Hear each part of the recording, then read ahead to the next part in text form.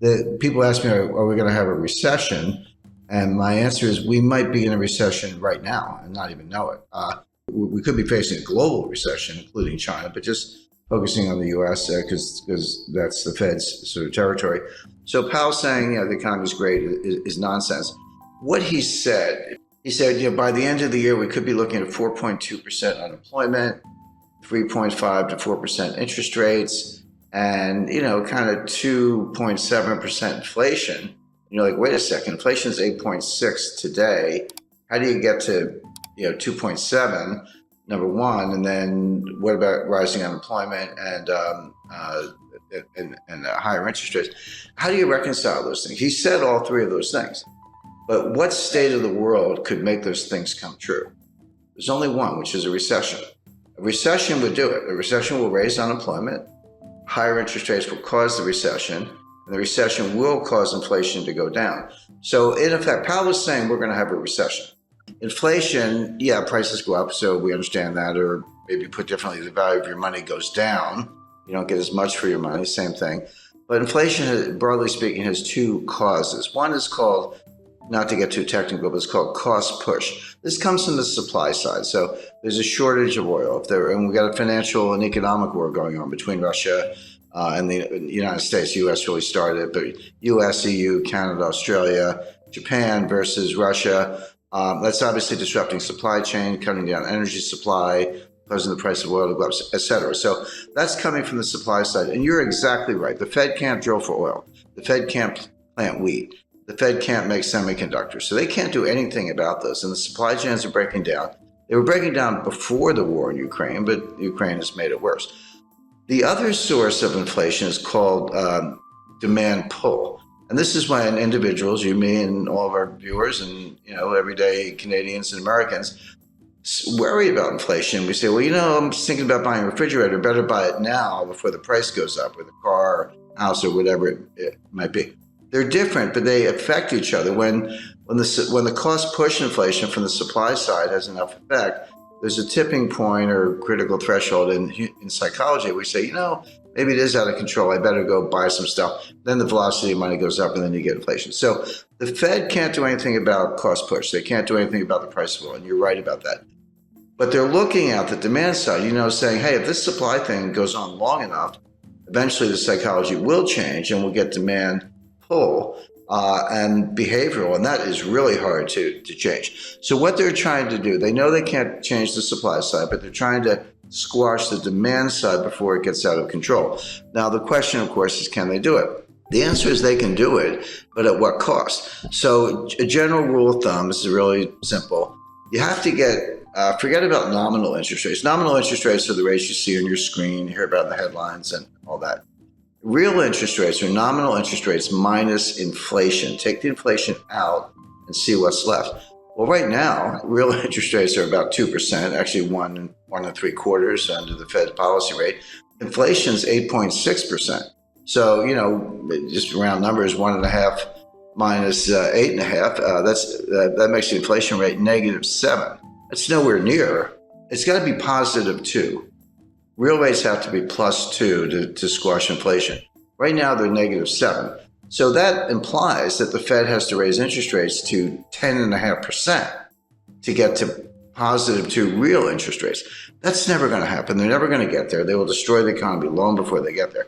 So the Fed has no hope of squashing inflation from the demand side, as you described, by raising rates, unless inflation comes down for other reasons. So what they're going to do, they're going to keep raising rates, 2, 2.5, 3, 3.5, 4, hope that inflation comes down from 8 to maybe 3, although I think that's a stretch.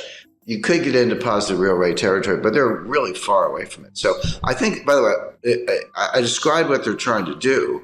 I should make it clear they're going to fail. The only way inflation comes down, the way we're talking about, is if they trash the economy, a severe recession. If that happens, you say, well, do people still need to put gas in their cars? Well, you're right, but not if they're unemployed, because they're not going to work. There's a lot here that's just for show. It sounds good on TV, but there's a lot less here than meets the eye. But the point is, this is not over anytime soon. And even if it were, when you break supply chains, you can't just put them back together. It's like breaking a vase. in 1,000 pieces. And you got to go buy a new vase. It's going to take years to undo this damage. So I spoke to the individual who was probably the single individual most responsible for building the modern supply chain. It was 30 years from 1989 to 2019. It was head of one of the largest companies in the world, and this is what they did, among other things. And he said, Jim, you have to understand, it took us 30 years to build it. It took us 3 years to blow it up. It's not going to come back in a year. This is going to take 5, 10, 15 years to build a new one. So it's what I call supply chain 2.0. Well, buying a refrigerator is a good idea. Buying a freezer might be a better idea. We're looking for food shortages by the fall. Now, when I say food shortages, in Africa and Middle East, this will mean mass starvation. You may see the greatest humanitarian crisis in history because they literally can't get the food. Everyone's like, well, gee, you can't get Ukrainian wheat. What's the big deal? Buy it from somewhere else. There is nowhere else. Canada and the United States grow an enormous amount of wheat, but we use most of it internally, and we feed, because it's not for humans, by the way. We feed our animals. This is how you feed cows, pigs. This is how you get beef and pork. This is an example of the supply chain, how it filters all the way through. So you would expect higher prices to persist. You would expect food shortages. Buying a freezer is not a bad idea. The future supply chain is going to be it goes by different names. Janet Yellen calls it friendshoring. Macron calls it constellation. I call it a college of nations, but basically we'll have supply chains and trade, but it'll be sort of members only. So US, Canada, Australia, Europe, others, Japan, will be invited to join, but not China. Russia is going to be in the waiting room for a while. We should be better allies of Russia, but the Democrats in the United States have pretty much made that impossible, at least for the short run. And then there'll be other countries that are kind of neutral in that scheme, Brazil, India, and others. But the point is you'll still have trade and you'll have supply chains, but it'll be kind of friendly countries, members only, and exclude China. So that decoupling is going to go ahead. The Chinese seem to be not only fine with it, but they're actually leading the way. Semiconductor manufacturing is moving back to the United States. The $20 billion of new semiconductor plants from Intel. And why is Taiwan Semiconductor spending over $5 billion to build new semiconductor fabrication plants in the United States? Well, obviously because they're worried about China.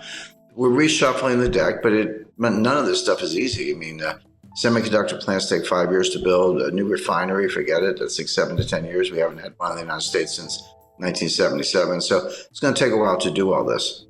Well, we can do it. So if I said we're definitely going to have inflation, you would know what to do. You'd buy gold, hard assets, land, silver, treasury notes, government bonds, etc. If I said we're definitely going to have deflation, you would also know what to do. You would reduce leverage. You would have more cash, and there are other assets you could go into. The problem is we could have both. There's no question we have inflation right now. It's front and center. But if the Fed squashes it and causes a recession or worse, you could flip to deflation very quickly. So this is going to sound like an obvious statement. What you want is diversification. Sounds obvious, but most people don't know what diversification is. I see people, I've got 50 stocks in 10 different sectors. I'm highly diversified. I'm like, no, you're not. You have one asset class called stocks. Real diversification, have a slice of stocks, gold, real estate, cash. Agriculture is a good investment. Energy, forget the Green New Scam. That's a joke. Oil and natural gas are going to be around for a long time.